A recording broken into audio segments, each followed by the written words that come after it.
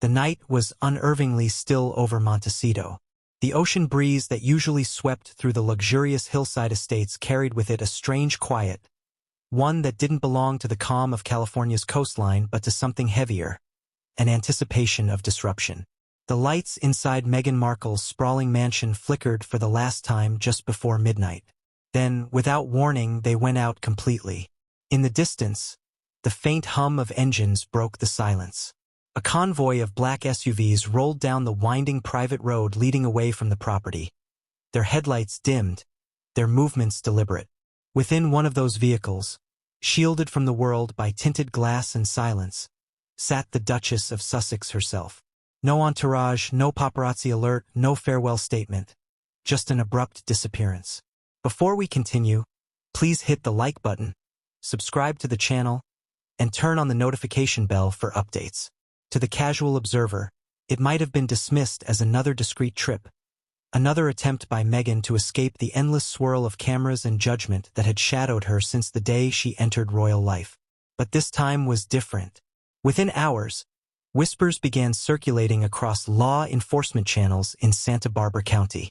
Something had been found, something extraordinary, hidden deep beneath the very soil of the Duchess's estate.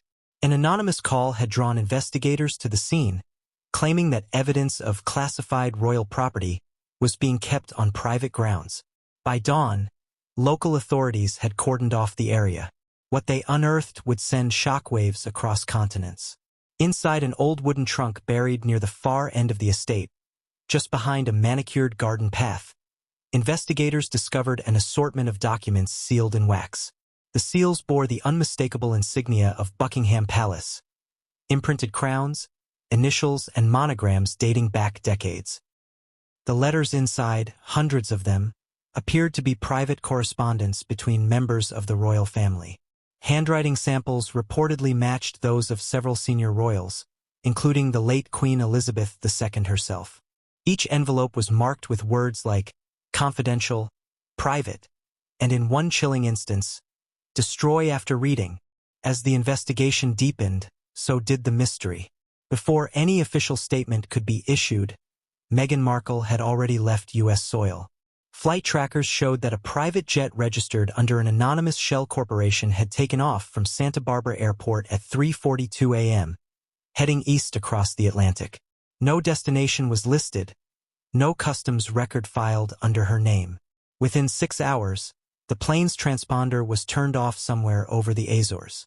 By sunrise, headlines began to emerge in both American and British media. Meghan Markle flees country amid ongoing investigation. Royal letters discovered at Montecito mansion. Palace in shock over private correspondence leak. The story seemed unbelievable, yet it unfolded with the precision of a political thriller.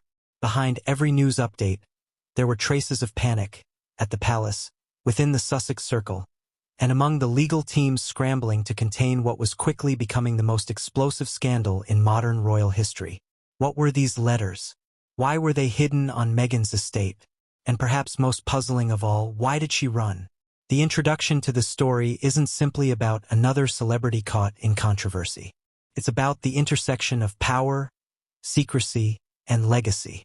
These weren't just letters. They were time capsules of the monarchy's inner workings. Historians and archivists knew that royal correspondence was guarded with near-religious devotion. Each letter was a fragment of history, classified, protected, and, in many cases, never meant to be seen by the public. Yet here they were, unearthed in the backyard of the most polarizing woman ever to marry into the House of Windsor. In the hours following the discovery, law enforcement reportedly sealed the estate under a temporary privacy injunction while determining the chain of custody. Forensic analysts arrived in plane vehicles, avoiding media attention. Neighbors later recounted seeing flashlights in the garden, quiet murmurs among uniformed officers, and at least one man carrying what looked like an archival storage box wrapped in protective cloth. One witness described hearing an officer say, "These aren't supposed to exist." That phrase alone became the spark that ignited a global frenzy. By morning, the world was awake, and the narrative was spiraling. Supporters of Meghan demanded privacy and claimed the so-called discovery, was a smear campaign engineered by powerful British interests seeking to discredit her. Critics, however, argued that this was no coincidence. They pointed to the Duchess's recent legal battles, her public accusations against the royal family, and her upcoming projects rumored to involve untold stories from inside the palace. Was she in possession of documents that could expose centuries of royal secrets? Or had she been holding them as leverage in a power struggle that had now gone too far? Meanwhile, Buckingham Palace was eerily silent. Reporters stationed outside the gates described an atmosphere of tension so thick it felt physical. Staff moved briskly, avoiding eye contact with the press. A single line from an official spokesperson was released to the media that afternoon. The royal household is aware of reports regarding private correspondence. We are seeking clarification and will not be commenting further at this time. The statement was as brief as it was unsettling. In royal language, seeking clarification was often code for quiet panic. Inside Britain, the reactions were immediate and divided. Some newspapers, loyal to the monarchy, treated the story as proof that Meghan had crossed a sacred line. Others called it the reckoning, a moment when the veil of royal secrecy would finally be lifted. Social media erupted with hashtags like #TrunkOfTruth and #Letters of the Queen. Conspiracy theorists compared the event to the discovery of the Panama Papers, claiming it could rewrite modern royal history. But the heart of the mystery wasn't in the headlines. It was in the silence. Neither Meghan nor Prince Harry issued a single word. No spokesperson, no press release, no denial. Just silence and disappearance. In an age where the Sussexes had turned their narrative control into an empire of interviews and documentaries, the sudden retreat was deafening. It suggested not caution, but fear. As investigators began piecing together the timeline, another layer emerged. The letters found inside the trunk reportedly spanned multiple decades. Some dated as far back as the 1980s. Among them, there were communications addressed to Queen Elizabeth II, Prince Charles, now King Charles III, and several senior courtiers. Some were believed to contain discussions about private family matters, while others hinted at decisions that shaped the monarchy's public image. A few, according to early reports, referenced events that had never been publicly acknowledged, personal matters concerning family members abroad. That last phrase caught the attention of everyone. Family members abroad had become a euphemism since the Sussexes' departure from royal duties in 2020. If these letters were connected to Meghan's time within the royal circle, their existence might not only challenge the official royal record but also raise questions about the security of the monarchy's own archives. Then came the revelation that deepened the intrigue. At least one of the letters reportedly bore the personal seal of the late Queen Elizabeth II, addressed to M. Experts quickly speculated that M stood for Meghan. If verified, this would mean that the Queen herself had exchanged direct correspondence with the Duchess after her departure from the royal family, something never publicly confirmed. If such letters existed, they could contain candid reflections or even private instructions the Queen intended to remain secret. As the media scrambled for answers, whispers from palace insiders began leaking through unofficial channels. One claimed the royal household had been aware of missing letters since early 2021, shortly after the Sussexes' explosive interview with Oprah Winfrey. Another suggested that the palace had quietly requested their return, but was met with polite evasion. Whether those claims were true or not, they added gasoline to an already raging fire. By the second day, images began circulating online, grainy photos allegedly showing the trunk being removed from Meghan's estate. Though authenticity couldn't be verified, the damage was done. Public trust fractured instantly.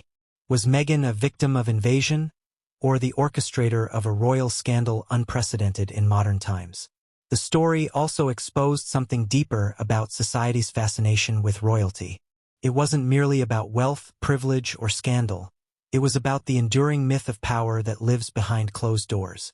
For decades, the royal family had balanced public image with private dysfunction, projecting dignity while concealing drama.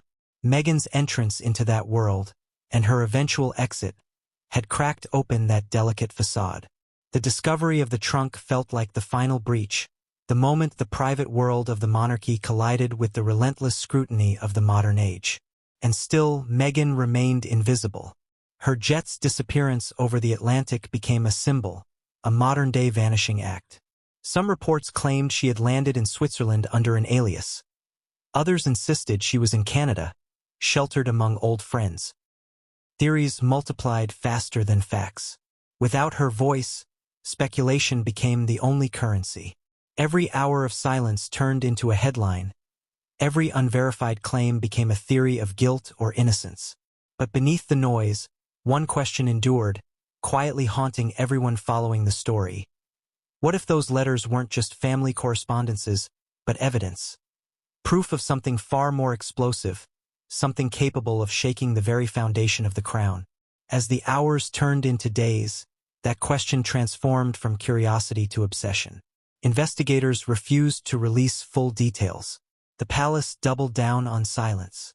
The public demanded transparency. And Meghan Markle, the woman who had once been the face of a royal revolution, had seemingly vanished into thin air. The beginning of this story isn't just a scandal. It's a collision of truth, secrecy, and consequence. The middle is where the investigation unfolds, where questions become accusations and evidence becomes ammunition. The end, however, remains unwritten, because until Meghan reappears, until the contents of those letters are revealed, the world is left in suspense, waiting, wondering, and questioning everything it thought it knew about power, privilege, and the price of keeping royal secrets buried. The morning light over Montecito had barely broken when the first vehicles arrived at the Duchess of Sussex's estate. The neighborhood, known for its discreet luxury and high-profile residence, was no stranger to security details or the occasional unmarked car. But what unfolded that morning was unlike anything the quiet coastal enclave had seen before.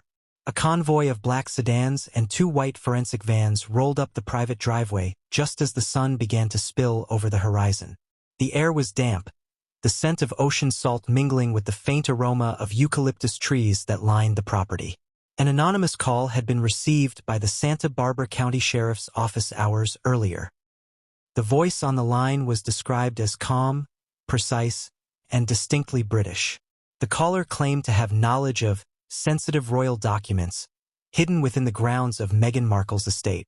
The message was short, the tone urgent, and the source untraceable.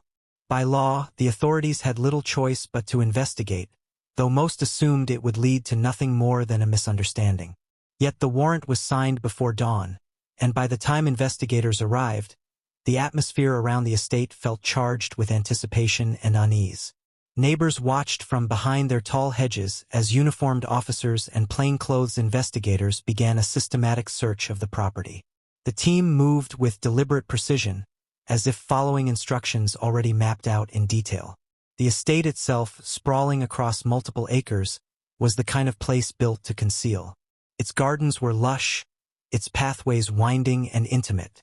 There were countless corners where something could be hidden for years without detection. The initial sweep turned up nothing unusual, just the expected signs of a family's private life. Outdoor furniture arranged near a fountain. A children's swing set at the edge of the yard. A gardener's shed filled with tools, neatly labeled. But as one investigator later described, it was a small patch of soil behind the southern hedgerow that drew their attention. It wasn't disturbed enough to be obvious, but the ground bore faint marks, soil slightly looser with uneven texture. Someone had dug there recently. Using ground-penetrating scanners, the team detected a dense rectangular shape beneath the surface. The object was large enough to warrant curiosity. Within minutes, the area was cordoned off, and an evidence team began to excavate carefully. Cameras documented every movement. The soil came away in layers, revealing the edge of something wooden, old but solid. The top of the box appeared weathered, bound by tarnished metal hinges. It was unmistakably a trunk, antique in design, almost Victorian. The silence among the team was palpable as they brushed away the last of the dirt. One of the officers noted faint markings on the lid, letters carved by hand, though time had eroded them. When the trunk was finally lifted free, it was heavier than expected. The lock was rusted, but still intact. A decision had to be made whether to open it on-site or transport it to a controlled facility. The supervising officer chose to open it immediately, citing concerns about potential tampering if moved. A single metallic crack echoed through the garden as the lock was broken. For a moment, no one moved. The lid creaked open, and the contents inside came into view. Stacked neatly within were hundreds of envelopes, bundled with silk ribbons faded by age. The smell that rose from the box was distinct: old paper, ink, and time itself. Each envelope bore a royal insignia: crowns, seals, and monograms embossed in gold. The first few visible carried dates written in careful cursive script: 1987, 1993, 2002, 2019. The handwriting varied, but each bore an unmistakable authority. The discovery stunned the investigators. They exchanged uncertain glances, fully aware of the weight of what they were seeing. These were not random letters. They were royal documents, possibly confidential. One officer quietly took photographs while another began logging evidence tags. Within an hour, the site had transformed into a controlled operation. Evidence bags lined a folding table under the California sun. Forensic gloves rustled as each envelope was lifted, examined, and sealed again. Word of the discovery began leaking almost immediately. It started with a single message sent by a local resident to a friend at a news agency. "Something big going down at Meghan's," the message read. Within 30 minutes, media helicopters hovered over Montecito. The estate, once a sanctuary of privacy, had become the epicenter of a transatlantic storm. Inside the property, tension grew. The investigators continued their work, methodically cataloging each bundle. The writing on the letters became more legible under light. Some were addressed to HRH the Prince of Wales, others to Her Majesty the Queen. A few bore initials: A, M, H. One envelope, however, stood out. It was slightly smaller, sealed with wax stamped in deep crimson, and the only visible text on its front read, "Private, to be returned to the Crown." No one spoke as it was photographed and bagged separately. That particular envelope would later become the centerpiece of speculation. What could have warranted such a specific instruction? Who placed it there? And why was it never returned? Later reports would claim that the trunk itself matched the description of an heirloom once belonging to a royal aide who served during Queen Elizabeth II's reign. Its design and craftsmanship were identical to archival chests stored at Windsor Castle. That connection raised the stakes even higher. If verified, it meant not only that the letters were authentic, but that the container itself was royal property, illegally removed from the United Kingdom. The search continued well into the afternoon. The investigators explored adjacent storage areas, outbuildings, and even sections of the main house, with Meghan's legal representatives observing at a distance. While no further documents of significance were found, traces of packaging materials and storage cloth similar to those wrapping the letters were discovered in a nearby shed. Everything was seized, logged, and transported to a secure evidence facility in Santa Barbara under tight supervision. By the time the final vehicle left the property, the sun had begun to sink behind the hills. The once private estate was now swarming with reporters, drones, and curious onlookers. Across the Atlantic, British media networks were already preparing breaking news specials. The discovery of royal correspondence on foreign soil was unprecedented. Even during previous scandals involving leaked documents or unauthorized biographies, nothing of this magnitude had ever been uncovered. As the story reached London, the reaction within government circles was immediate. A discreet call was made from the Foreign Office to the U.S. State Department seeking clarification. Behind closed doors, officials were asking the same question the public soon would. Were these letters stolen, gifted, or hidden? And by whose authority? Back in Montecito, law enforcement issued a short statement confirming that a number of historical documents of potential significance had been recovered from a private residence. They refused to confirm ownership or contents. Yet within hours, the phrasing of that statement fueled more speculation. The phrase "potential significance" was interpreted by royal watchers as deliberate understatement, a signal that the documents were far more sensitive than authorities were willing to admit. As evening fell, the scene outside Meghan's estate turned chaotic. Reporters shouted questions at anyone exiting the property. Satellite trucks lined the narrow street, their generators humming. The once idyllic neighborhood now resembled a live crime scene broadcast. Meanwhile, online, theories flourished. Some claimed Meghan had been safeguarding private letters from the late Queen meant as personal keepsakes. Others insisted she had been holding material that could damage the royal institution if ever revealed. Then came the twist that solidified the story as global headline material. Meghan Markle herself was nowhere to be found. She had not been seen since the previous night. No sightings, no statements, no official confirmation of her location. Her staff provided conflicting information. Some said she was away on a private trip. Others claimed she was resting.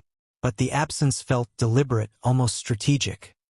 In law enforcement circles, quiet coordination began between state and federal agencies. Though Meghan was not accused of any crime at that stage, the international implications of the letter's discovery required delicate handling. British diplomatic channels requested updates. American officials treaded carefully, balancing privacy laws with the political sensitivity of the case. The FBI reportedly took advisory notice, though not direct involvement. Still, the optics alone were enough to unsettle both governments. Late that night, as the news spread across time zones, attention turned to the origins of the trunk itself. Royal historians began combing through archival photographs and estate inventories.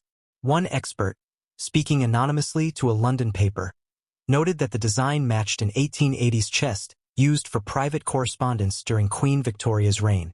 If true, it would mean the trunk was an heirloom passed down through generations, a vessel meant to protect the monarchy's most confidential communications. How it ended up buried in California became the central enigma. By the second day, speculation had reached fever pitch. Some believed the letters contained discussions about the Duke and Duchess's departure from royal duties. Others imagined more sinister content, cover-ups, financial dealings, or private admissions never meant for public eyes. Theories blended with rumor, and rumor hardened into belief. One former palace aide, interviewed under condition of anonymity, provided a statement that intensified the narrative. There were whispers years ago, the aide said, that certain correspondences went missing after the Queen's passing. They were not simply personal. They concerned matters that could alter how the public perceives the crown. If those letters have surfaced, they could cause irreparable damage. That quote alone was enough to dominate headlines. Overnight, what had begun as a localized investigation in California evolved into a full-blown international incident. The British press framed it as a betrayal of royal trust. American outlets approached it as a story of power and accountability. Analysts debated whether the letters could be used in legal or constitutional disputes. Commentators speculated about what they might reveal: private opinions about succession, internal conflicts, or correspondence related to Meghan and Harry's exit from royal duties. Meanwhile, law enforcement tightened control over the evidence. The trunk and its contents were transported to an undisclosed federal facility for examination under international supervision. Forensic analysts began verifying seals, handwriting, and ink composition. Their findings would later confirm authenticity, but at this early stage, officials refused to comment. The silence only deepened public fascination. As the dust settled over Montecito, one thing became clear. The discovery had set in motion a chain of events that could not be undone. It was no longer a matter of curiosity. It was a question of history, ownership, and truth. For Meghan Markle, wherever she was, the ground beneath her life had shifted irreversibly. Every word written in those letters carried the weight of generations, and every secret unearthed threatened to expose the fragile balance between royalty and rebellion. What began with a single anonymous call had now become a global story, a mystery with no clear villain, no easy resolution, and no way to predict what would come next. The discovery was only the beginning. The consequences were still to unfold, buried as deeply as the trunk itself, waiting for the world to dig further and find out just how far the truth would go. The trunk was now under lock and key inside a secure government facility in Santa Barbara, stored in a temperature-controlled room meant for delicate evidence. Only a handful of people had seen its contents with their own eyes, yet the world already seemed to know, or at least believe it did. The mystery of what lay inside those envelopes had become a global obsession. Each headline, each whisper from anonymous insiders, each grainy photo added new layers to a story that had already slipped beyond control. But behind the sensationalism, something real was unfolding. An investigation that reached into the very heart of royal history. The first stage of the forensic examination began quietly, handled by a small, interdisciplinary team of specialists. Archivists familiar with royal documentation, handwriting analysts, and ink dating experts. Their task was straightforward on paper but monumental in reality, to verify authenticity. If the letters were genuine, their implications could shake not only the British monarchy but the credibility of the royal institution itself. These were not files held in archives or declassified by historians. These were letters that, by all protocol, should have remained sealed for a century or more. The experts began by assessing the material of the paper itself. They noticed that several of the envelopes used thick parchment consistent with high-quality stationery reserved exclusively for official correspondence from Buckingham Palace and Clarence House. The crests were embossed with distinct details, minute crown etchings, hand-gilded edges, and watermarks matching known royal suppliers. One of the oldest letters bore the insignia of Queen Elizabeth II, while others carried the seal used by Prince Charles before his ascension as king. Each of these details was meticulously photographed and logged, but what truly arrested their attention was the handwriting. Though the investigation was bound by confidentiality, leaks began almost immediately. One unnamed source described the writing as elegant but unmistakable. According to reports, several letters were written in the late Queen's hand, identifiable by her consistent rightward slant and rounded script. Others were believed to be from then Prince Charles, whose handwriting had long been documented through public correspondence. Still others appeared to have come from senior members of the royal household, including courtiers and private secretaries, discussing matters of family concern and public interest. As the analysis continued, the most startling discovery emerged from a subset of the letters sealed together by ribbon and marked with the initials HRHM. These letters were dated between 2019 and 2021, a turbulent period marked by Meghan and Harry's withdrawal from royal duties. Experts speculated that the M referred to Meghan herself, and the correspondence might have been exchanges between the Duchess and senior royals during or after the couple's decision to step back from the monarchy. The timing was too perfect to ignore.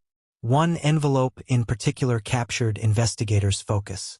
It bore no official insignia, just a simple gold-pressed monogram at the corner and the words, for M, private and personal, written in delicate cursive. The letter inside, though its contents were not publicly revealed, was described by insiders as profoundly emotional. It appeared to address personal grievances, regrets, and the complex legacy of duty versus love. The handwriting, analysts said, matched that of the late Queen Elizabeth II. The implications were staggering. If true, this was a piece of correspondence between the sovereign and her grandson's wife. A direct, unfiltered communication that had never been disclosed to the public or historians. It was as if a window into the Queen's private thoughts had been thrown open for the first time. The existence of such a letter, however, raised urgent questions. How had it left the palace? Why was it not archived under royal custody? Theories flooded both sides of the Atlantic. Some believed Meghan had been entrusted with it as a gesture of goodwill after her departure. Others claimed she had kept it as personal evidence of the Queen's support during times of controversy. The more cynical voices insisted it had been stolen or deliberately removed during one of the couple's final visits to the UK. No theory could be confirmed, yet each found its way into print. Back in London, the palace's reaction was swift but silent. Behind the ornate gates of Buckingham Palace, a crisis meeting convened in one of the private audience rooms. Senior courtiers, advisors to the king, and the Lord Chamberlain gathered to assess the situation. The atmosphere was tense, the stakes enormous. The palace's communications director laid out the options. Issue a denial, remain silent, or demand repatriation of the documents through diplomatic channels. None of the options came without risk. A denial would provoke further scrutiny, silence would appear guilty, and any formal request could confirm authenticity. According to insiders, King Charles chose silence for now. Meanwhile, the British media's tone shifted from disbelief to outrage. Tabloids splashed headlines accusing Meghan of hoarding private royal property and betraying the sanctity of the crown. Editorials demanded action. Political commentators weighed in, questioning whether royal correspondence, technically state property, could be legally held by a private citizen abroad. The story had outgrown gossip. It had become a constitutional question. And through it all, Meghan Markle remained silent and unseen. American networks treated the story differently. Framed through the lens of celebrity and cultural independence, they portrayed Meghan as a woman caught between two worlds, British hierarchy and American freedom. Morning shows debated whether she was being targeted unfairly. Commentators pointed out that Meghan had always symbolized disruption within an ancient system, and perhaps the discovery was part of a wider campaign to discredit her. But beneath the polished debate panels, even sympathetic audiences were asking the same question. Why had she left the country so suddenly? As forensic experts continued analyzing the letters, new revelations surfaced. Some of the older documents predated Meghan's entry into royal life. One dated back to 1986 and discussed matters relating to an overseas family matter involving public image preservation. Another referenced discretion regarding correspondence handled by the press office. These phrases, innocuous at first glance, hinted at long-running efforts by the monarchy to manage or conceal internal affairs from public scrutiny. The idea that such documents had been hidden in California was almost too extraordinary to believe. By the end of the week, the story had reached fever pitch. Major news outlets ran exposés connecting the letters to long-standing palace rumors. Experts were brought in to discuss royal document protocol. Former royal archivists explained that personal letters between monarchs and family members are typically sealed for 75 years before release. The breach of that rule was being described as a catastrophe of precedent. One veteran correspondent summed it up perfectly on air. If authentic, this discovery does not just open a trunk, it opens history itself. Inside the investigation room, tension among the forensic team grew heavier with each passing day.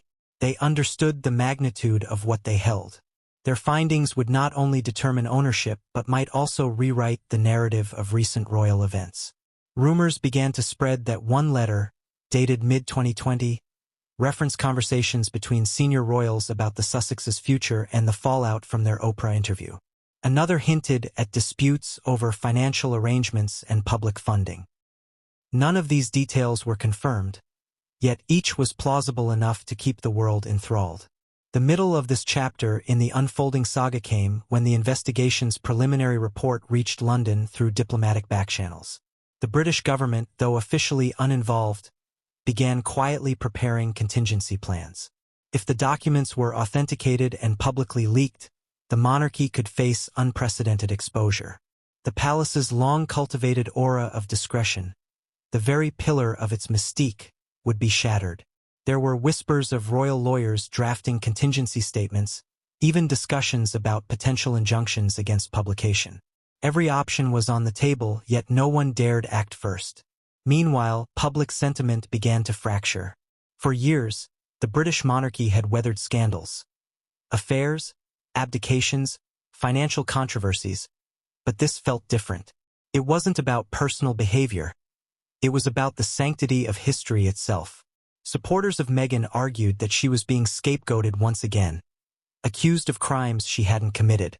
They suggested that if the letters had been found on her property, it was likely out of negligence, not malice. Others, however, saw something more deliberate, a long game of control, leverage, or revenge.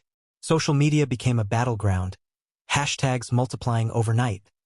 Hashtag Royal Lettersgate, hashtag Crown Files, hashtag Where is Meghan? But there was another voice within those walls, Prince William's. More measured, more strategic, he allegedly advised restraint. Any action taken too soon, he reasoned, would only confirm authenticity and inflame public interest. The family, once again, found itself caught between principle and survival. By the second week of the scandal, another layer of intrigue emerged.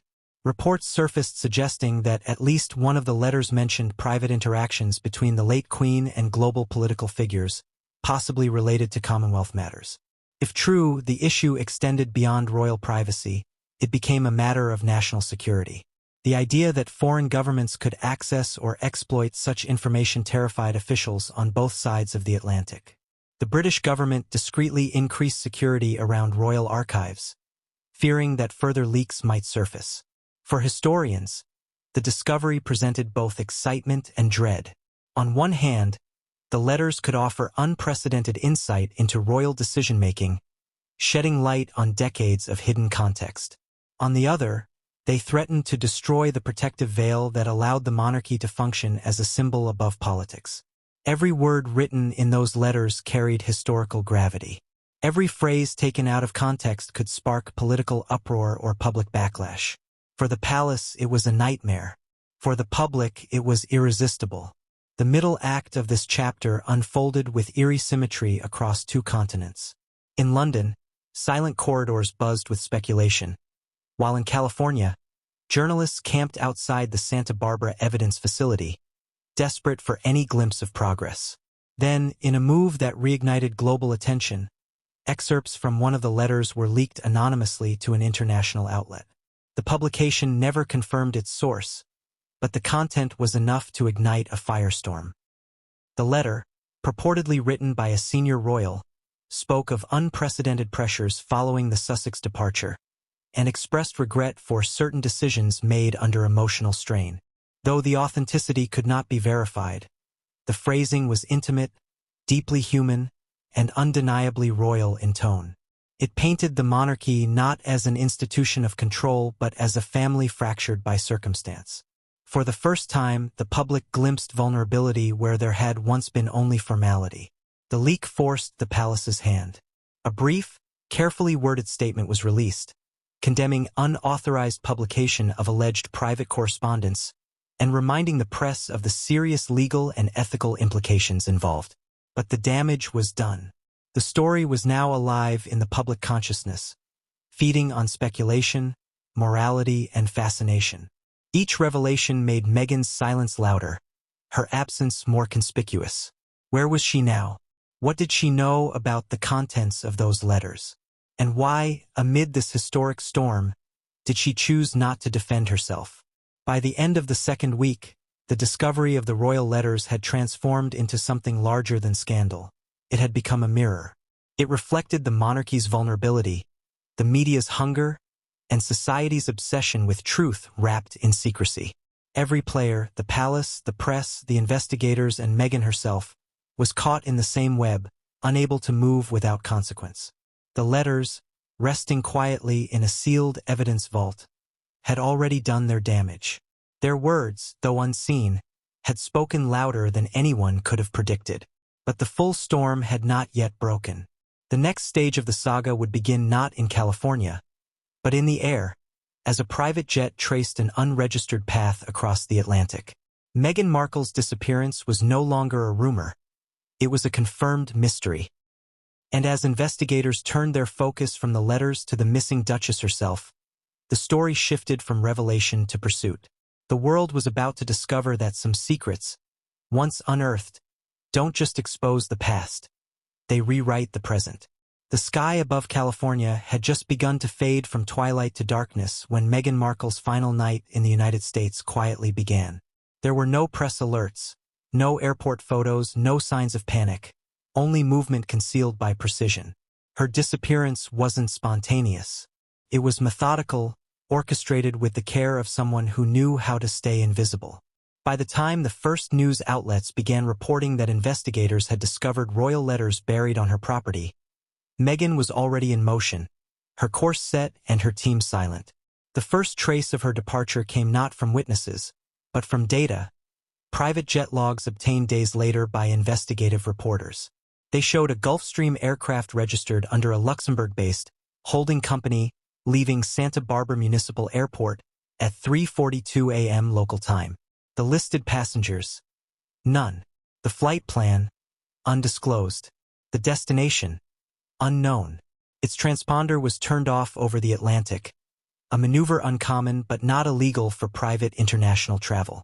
By the time the story reached the public, Meghan's jet had long since vanished from radar. For law enforcement, the timing was more than coincidence. The Duchess's sudden exit occurred less than 12 hours after investigators concluded their initial sweep of her Montecito estate. Officially, she wasn't under investigation. No warrant had been issued for her arrest. But her disappearance felt deliberate, reactive, a decision made under pressure, not convenience. When officers returned to the property to deliver a follow-up notice regarding the seized trunk, they found only staff. The house was empty, her security detail reduced, her phones disconnected. Neighbors reported seeing unfamiliar vehicles at the estate the night before: 2 black Range Rovers, their license plates partially obscured. A delivery truck arrived just before midnight, stayed for 15 minutes, then departed without unloading anything visible. Surveillance cameras from nearby properties caught faint glimpses of movement. Figures carrying luggage toward the back gate, silhouettes illuminated briefly by the motion lights before fading into darkness. One witness later claimed he saw Meghan herself, head covered by a scarf, moving quickly, surrounded by 2 individuals dressed in dark coats. It looked like she was leaving in a hurry, he said, but not like she was running from danger, more like she knew something was coming.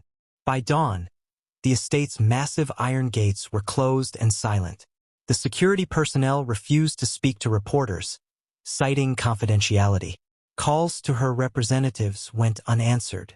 For the first time since she became one of the most photographed women in the world, Meghan Markle was nowhere to be found. The escape became the story. Every outlet, from BBC to CNN, dedicated segments to tracing her last known movements.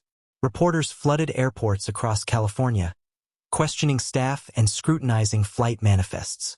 Anonymous tips poured in from across the globe, claims she'd been seen in Lisbon, Geneva, or even Morocco. Most were false, but each new rumor deepened the myth. The Duchess of Sussex, who had once built her image around visibility, had executed a vanishing act worthy of a spy thriller. Investigators in California confirmed that her departure was legal but unorthodox. Normally, international travel by high-profile individuals requires notice to security agencies, particularly if ongoing investigations involve their property. Meghan's exit had bypassed those norms. The private jet had taken off under a third-party registration, with no customs record under her name. It was a loophole, one available only to those with means, precision, and connections. As the world debated her whereabouts, another front of the story unfolded thousands of miles away. Across the Atlantic, in London, the palace was waking up to the news. When King Charles received the briefing that morning, the account was simple but unsettling. Meghan Markle had left U.S. jurisdiction within hours of the letter's discovery. The royal household's senior advisors convened an emergency meeting to assess the potential consequences. The Queen's private correspondence, possibly containing decades of sensitive information, was now part of an active investigation in another country, and the person most closely associated with it had disappeared. The optics alone were disastrous. Royal protocol demanded calm, but beneath the surface, unease grew. Every senior figure understood the symbolism. In a single night, the narrative had transformed from controversy to crisis. If Meghan had fled, what was she fleeing from? The public wanted answers, but so did the palace. Not since the abdication crisis of 1936 had a member connected to the royal family vanished under such clouded circumstances. As the hours turned into days, speculation turned ruthless. Some tabloids claimed Meghan had fled to avoid questioning. Others suggested she was evading consequences. Her supporters framed it differently, that she was escaping persecution, retreating to safety from a system determined to silence her. Every interpretation reflected the observer's bias. To her detractors, she was guilty by disappearance. To her defenders, she was a target of injustice. Meanwhile, inside law enforcement circles, quiet collaboration began between the U.S. State Department and British diplomatic channels. No formal extradition or investigation request existed, but the scale of the media frenzy forced coordination. Sensitive discussions revolved around privacy, property rights, and ownership of royal correspondence found on foreign soil. The British side was careful not to accuse, but their urgency was unmistakable. The letters, they argued, were national heritage, monarchic property, not personal artifacts.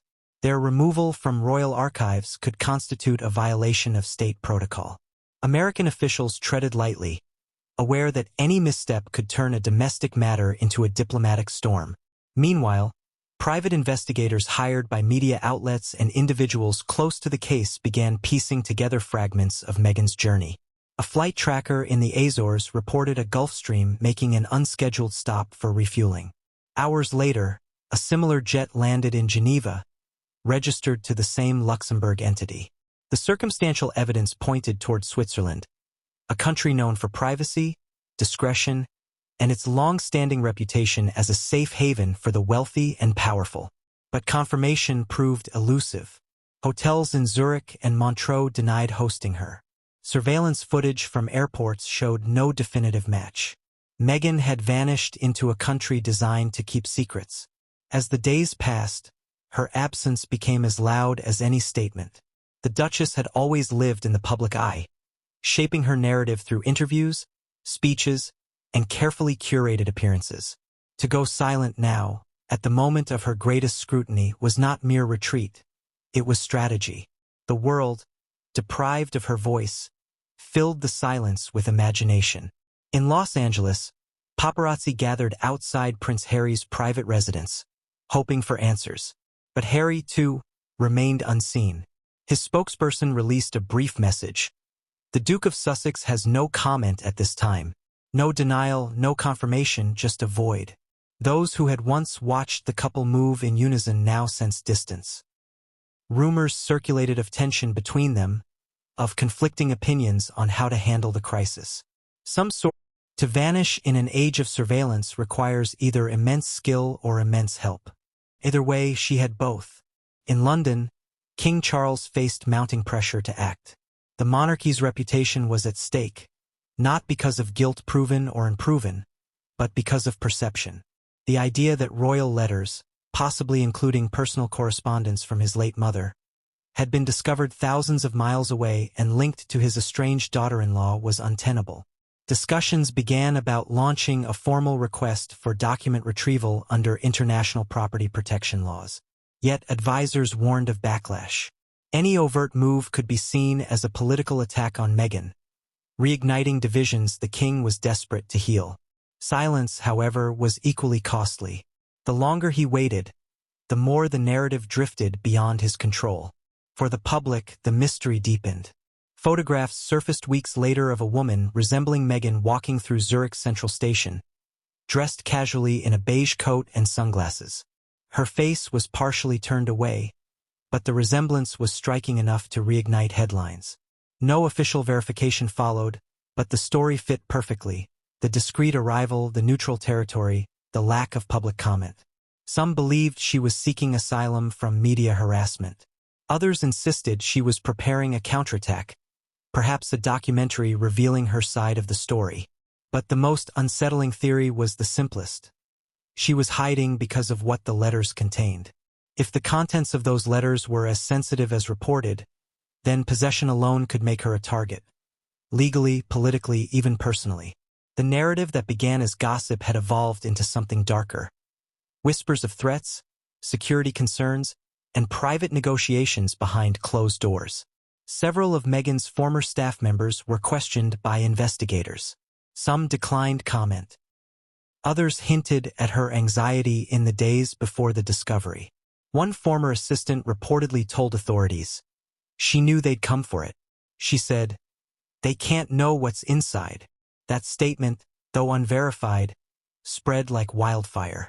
The middle of this chapter marked the height of global tension. Journalists camped in London, California, and Switzerland simultaneously. The palace's silence, once a shield, now appeared as fear. British tabloids ran relentless front pages portraying Meghan as the architect of her own downfall. American media framed her as a woman cornered by an establishment unwilling to let her move on. In the noise, truth blurred. Facts became folklore, and every theory sounded plausible because no one could disprove it. Then, a development emerged that shifted everything. A private pilot based in Lisbon came forward with information. He claimed to have transported a high-profile passenger matching Meghan's description from Geneva to a private airstrip in southern Portugal days after her initial flight. The passenger, he said, traveled under an alias, accompanied by 2 individuals with diplomatic immunity. The pilot's statement, though anonymous, reignited every conspiracy. Who were these mysterious companions? Were they legal representatives, agents of negotiation, or emissaries sent to broker silence? Portugal, with its discreet estates and history of hosting wealthy expatriates, became the next focus of speculation. Within days, reporters flooded the Algarve coast, searching villas, interviewing locals, and monitoring airfields. Yet again, there was no confirmation. Meghan, it seemed, had become both everywhere and nowhere. Back in California, investigators continued their work, undeterred by the Duchess's disappearance. They prepared to hand over their findings to the Department of Justice for review, citing international implications.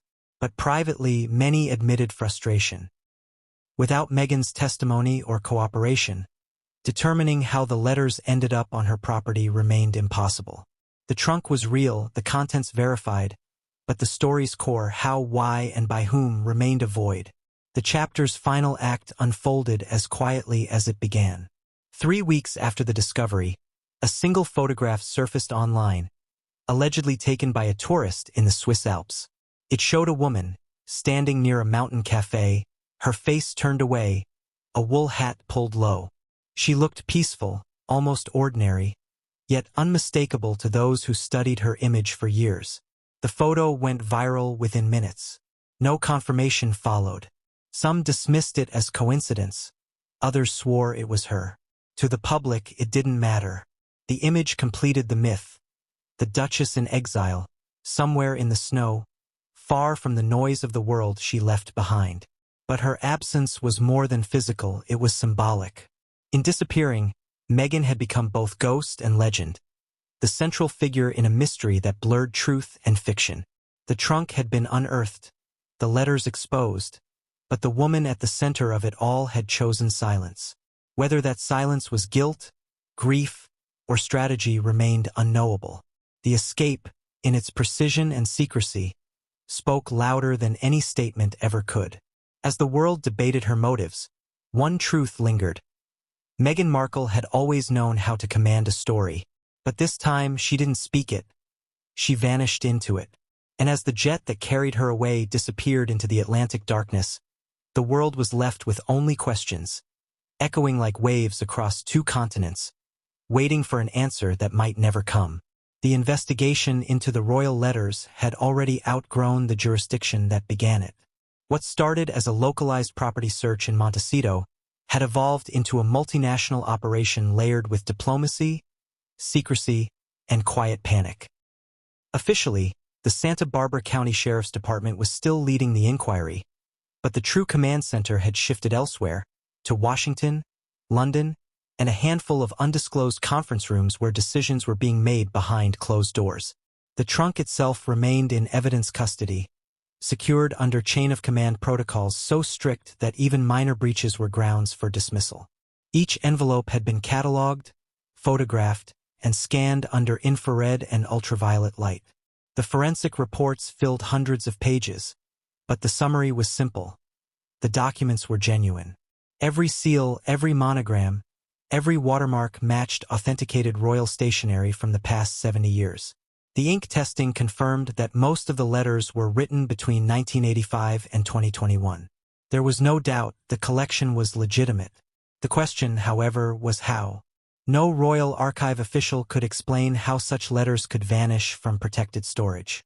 The Royal Collection Trust in London, which maintained catalogues of private correspondence, confirmed that several of the letter codes and signatures corresponded to missing items recorded after the Queen's passing in 2022.